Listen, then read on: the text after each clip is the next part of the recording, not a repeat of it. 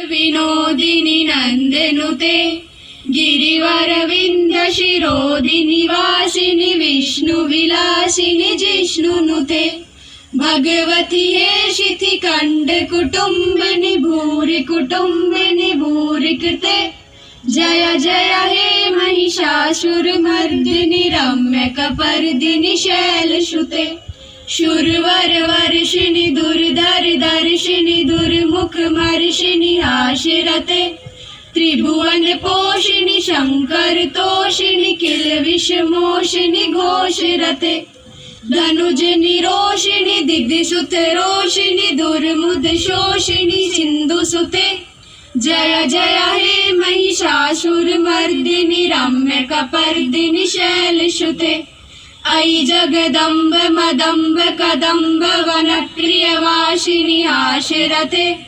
शिरोमणि तुंग हिमालय शृंग निजालय मध्यगते मधु मधुरे मधु कैट भभंजिनि राशिरते जय जय हे महिषासुरमर्दिनि रम्यकपर्दिनि शैलसुते। Thank you sir. नमस्कार। नमस्कार सर। सर सबसे पहले तो भारत गौरव न्यूज़ की तरफ से आपको बहुत बहुत बधाई कि आपके जो स्कूल के हैं 11 बच्चों का सैनिक स्कूल में सिलेक्शन हुआ है, चयन हुआ है। धन्यवाद सर।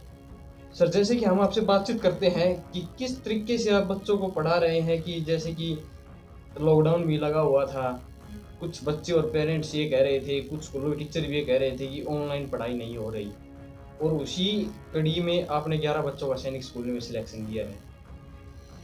सर मैं आपको बताऊं कि निश्चित तौर पे हमने ऑनलाइन भी पढ़ाई करवाई है, और सबसे बड़ी बात जिन बच्चों को हमने कोचिंग दे रहे यानी सैनिक स्कूल नवोदय स्कूल की जो कोचिंग चल रही थी उसमें हमारी टीम ने बहुत कड़ी मेहनत की है।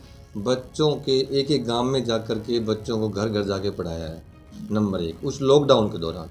लॉकडाउन में जो आपके स्कूल की टीम है वो गांव में जाके पढ़ाती थी लॉकडाउन जी में? कुछ हाँ जैसे कि बांसदुदा गांव में यदि 4 बच्चे थे तो वहाँ 4 बच्चों को बैठा के पढ़ाया जी। उड़िया खुर्द गांव में यदि 4 बच्चे थे तो उनको वहाँ पढ़ाया। इस तरह से गांव में हमने हमारी टीम को भेजा जी। और एक एक टीचर को भेजा, वहाँ भी पढ़ाई करवाई। उसके बाद हमने जब लॉकडाउन खुला तो यहाँ पे भी हमने उनके साथ कड़ी मेहनत की शाम तक, और उसका जो परिणाम है उस कड़ी मेहनत का परिणाम ये आप सबके सामने है कि 13 बच्चों ने सैनिक स्कूल का टेस्ट दिया था जिसमें 11 बच्चों ने क्वालिफाई किया है। 13 बच्चों ने दिया था सर? जी हाँ, कुल 13 बच्चों ने टेस्ट दिया था जिसमें 11 बच्चों ने क्वालिफाई किया है, जो कि आरबीआर विद्यालय के लिए एक बहुत बड़ी उपलब्धि है। सर जैसा कि ये स्कूल के लिए भी और जो बच्चे हैं उनके अभिभावकों के लिए भी बहुत ही बड़ी बात है कि 13 बच्चों में से 11 बच्चों को सिलेक्शन देने वाला स्कूल आरबीआर शायद पहला ही स्कूल है, प्रथम स्थान है रेवाड़ी डिस्ट्रिक्ट के अंदर। जी आप देखेंगे तो मैं आपको बता दूं कि हमारे रूरल एरिया में इस ग्रामीण क्षेत्र में जितने सिलेक्शन आरबीआर ने दिए हैं हमारे किसी स्कूल ने नहीं दिए जी। तो मुझे हमारी टीम पर जो अध्यापकगण हैं उन पर बहुत गर्व है, हमारे बच्चों पर और उनके अभिभावकों पर भी। क्योंकि देखिए बच्चा अकेला, टीचर अकेला और अभिभावक अकेला, यदि इनको अकेले अकेले किया जाए तो कुछ नहीं कर सकते, लेकिन जब ये साथ मिलके काम करते हैं तो एक टीम बन जाती है, और उसी का परिणाम है कि अध्यापक और बच्चों की मेहनत और अभिभावकों का सहयोग, इन सब के मिलन से ही ये जो सफलता हासिल की है बच्चों ने, ये संभव हो पाई है। जी। तो सर जैसे कि मैं आगे पूछना चाहूँगा, जैसे कि आप बता रहे हो कि यहाँ पर बच्चों को कोचिंग दी जाती है सैनिक स्कूल की, नवोदय स्कूल की, तो जैसे कि बच्चों को यहाँ पर रात को भी डाटा रुकने का पूरे नहीं, हमने अभी तक जब भी कोचिंग दी है तो स्कूल आवर्स में ही दी है जी। हमने अभी तक रेजिडेंशियल स्कूल नहीं बनाया है, हमने हमारी टीम ने स्कूल आवर्स में ही कोचिंग दी है, और उसी कोचिंग का ये परिणाम है जो सफलता आपके सामने है। जी सर जैसे कि हम बातचीत करते हैं तो जैसे कि कितने टीचर लगा रखे थे इन बच्चों के ऊपर पढ़ाने के लिए? जैसे कि हम कई स्कूलों में जाते हैं तो वहाँ बताते हैं कि एक एक सब्जेक्ट के लिए उन्होंने 3-3 टीचर है वो सिलेक्ट कर रखे हैं, तो ऐसी कुछ व्यवस्था आपके यहाँ? देखिए सर, कहने को कुछ भी कहें लेकिन मैं आपको बता दूं कि हमने सब्जेक्ट के टीचर लगा रखे हैं। हिंदी का टीचर होता है वो हिंदी के लिए लगा रखा है, मैथ और रीजनिंग का टीचर है वो उसके लिए लगा रखा है, और हमने एक्स्ट्रा कोचिंग के लिए कोई टीचर नहीं है, वो हमारे 4 टीचर्स की एक टीम है जो केवल और केवल इस कोचिंग पे फोकस करती है।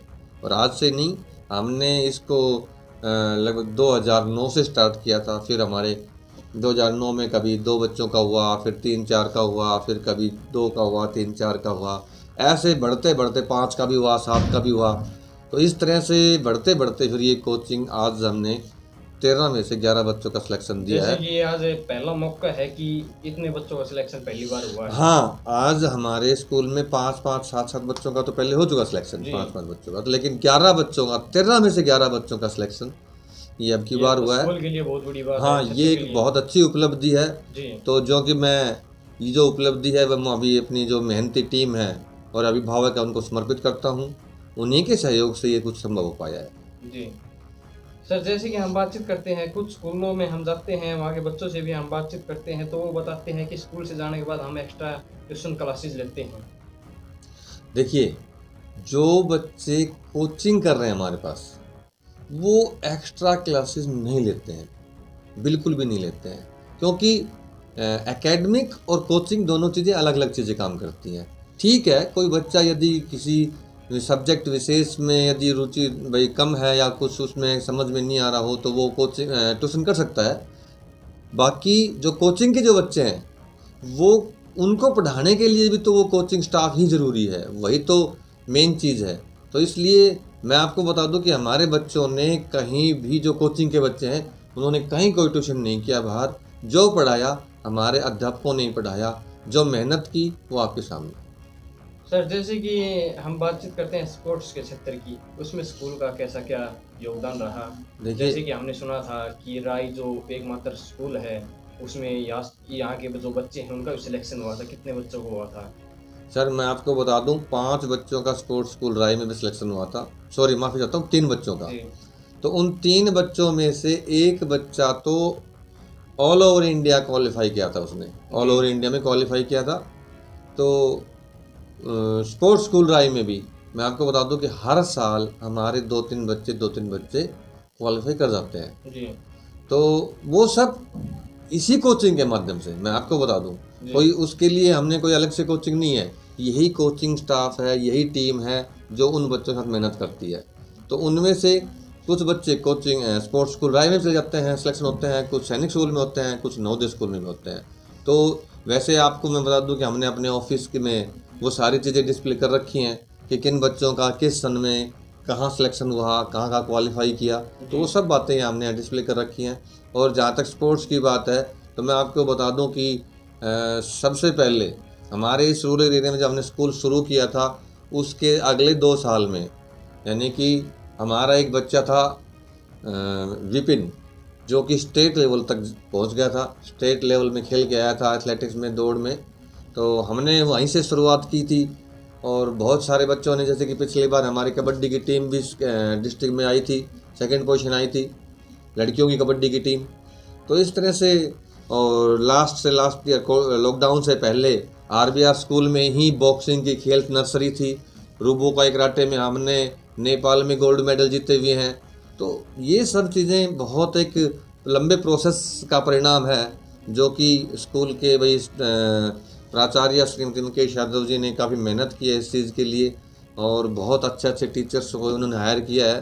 तो ये सब चीज़ें उन पे डिपेंड करती है कि भाई हमने किस प्रकार से कैसा व्यवस्था और अनुशासन दिया है, और उसी व्यवस्था और अनुशासन के आधार पर चीज़ें आगे बढ़ती हैं।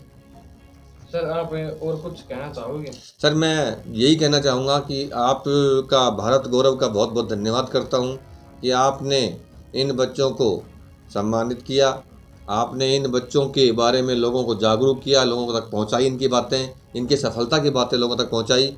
और जिन बच्चों ने आज सैनिक स्कूल के लिए क्वालिफाई किया रिटन टेस्ट में, मैं उनको और उनके अभिभावकों और पूरे क्षेत्रवासियों को इस काम के लिए बहुत बहुत हार्दिक बधाई देता हूँ, शुभकामनाएं देता हूँ, और आगे भी इसी तरह आगे बढ़ते रहें, ऐसी मेरी कामना है। धन्यवाद। Thank you sir.